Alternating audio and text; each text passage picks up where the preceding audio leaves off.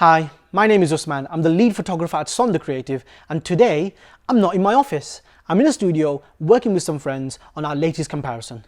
So a number of you have been asking me, which camera should you buy? The Canon 5D Mark IV or the Canon 5DSR?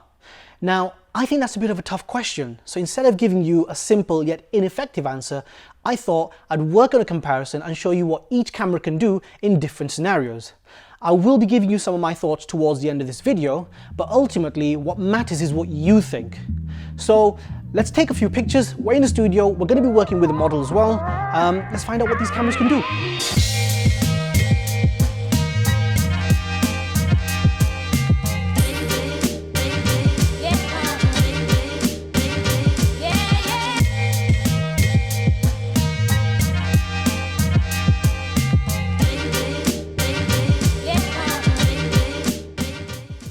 So in the studio, our model was Amina, our makeup artist was Selena, and we had Richard also helping with the shoot too.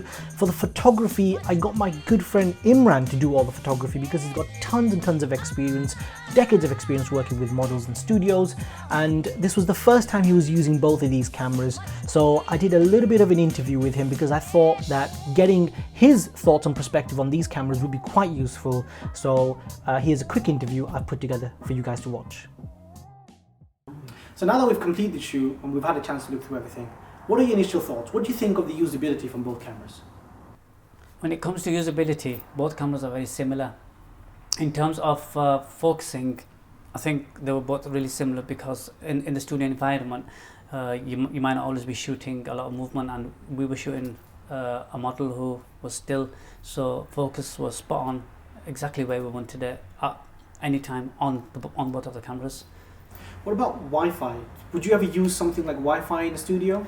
My history has always been to be tethered. Reason being, it's much more secure. It's much quicker than Wi-Fi. On this camera, we didn't actually test the Wi-Fi. I just don't believe it's going to be good enough.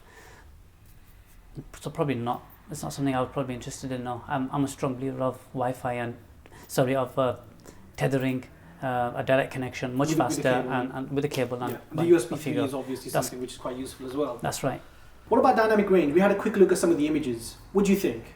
Well, as we both saw in the images, the clarity, the lighting was also spot on, and because we were shooting in a very controlled environment, it wasn't an issue at all really. We covered all the aspects of all the tones, all the highlights, all the shadows, everything was there. So you wouldn't necessarily need to recover too much? There was nothing to recover as to what we were shooting, not at all really. Okay. So I think it did handle it really, really well. Fantastic.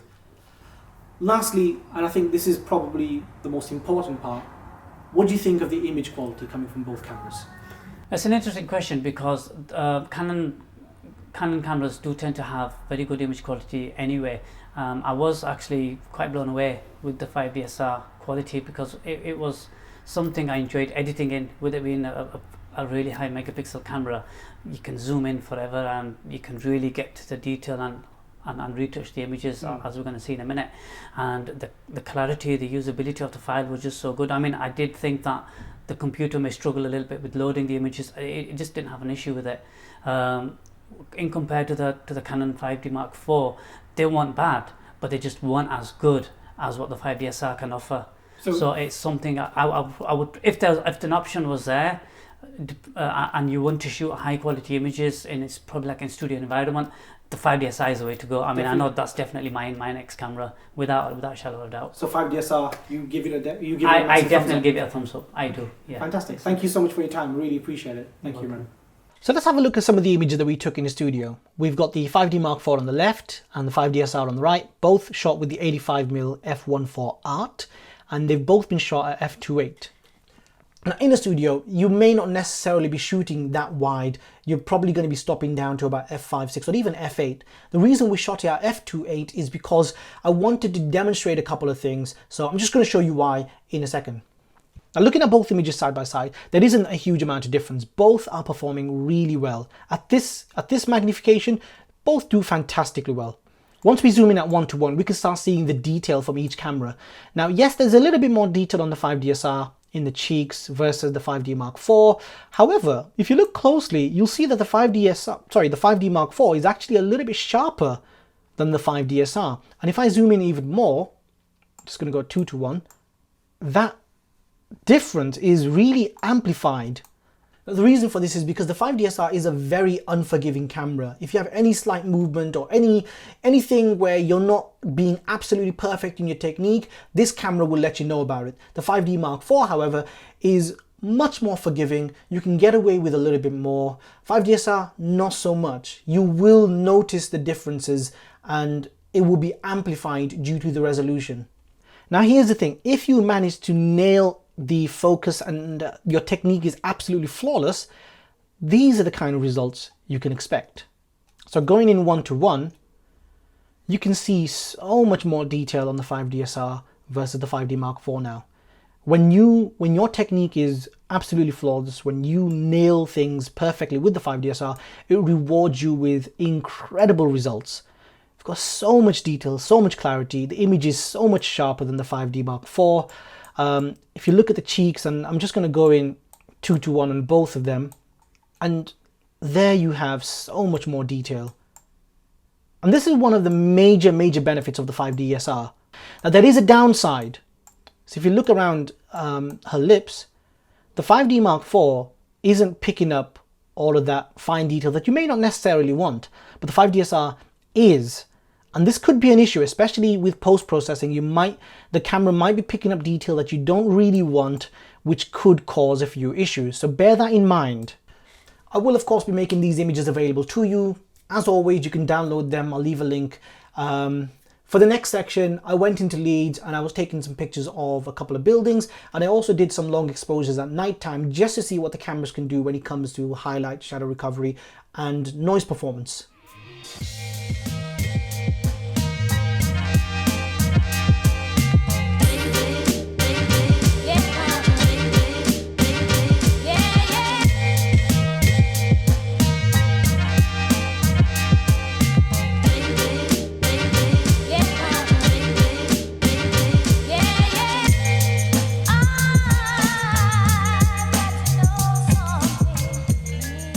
Right, so let's have a look at some of the images that I took in Leeds.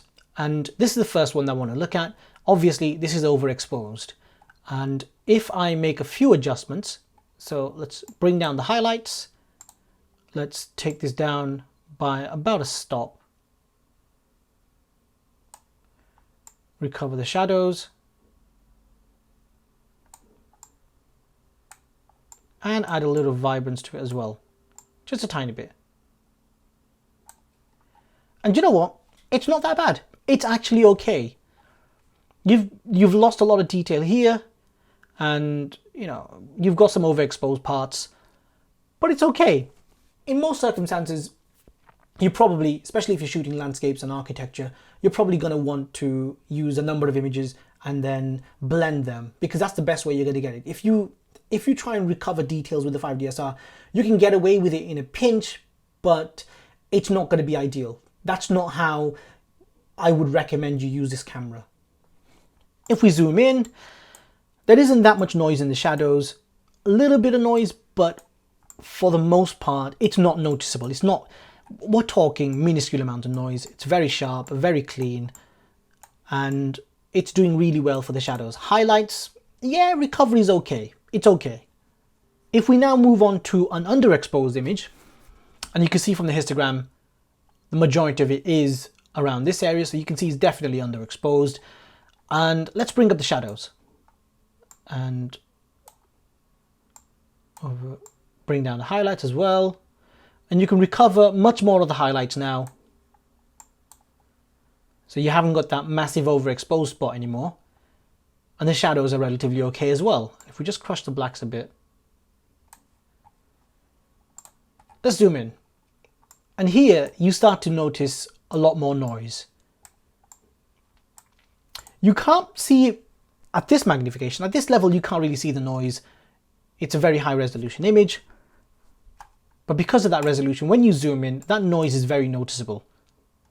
Recovering shadows on this camera isn't perfect. You're going to see a lot of noise coming into it, especially if you're underexposed by quite a bit more than what I did over here. And also, if you're shooting at higher ISOs, if you're shooting at like 200, 400, or even 800, then you're going to notice much more noise coming into your image. So with this camera, you're better off layering, you're better off taking a number of shots and then blending them. That's the best way. That's the way that you're going to get the best results. It takes a little bit longer, but that's basically what I think this camera is meant for. That's where it really excels.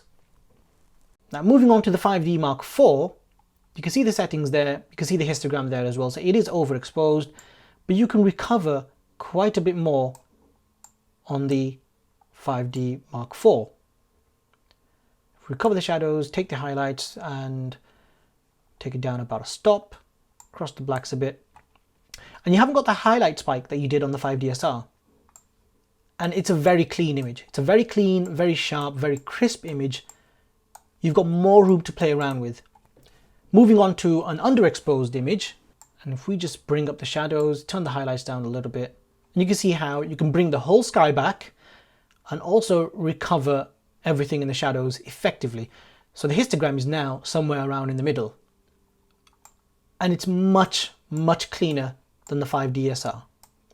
There's a tiny, tiny bit of noise, but nothing the slightest amount of noise reduction can't fix.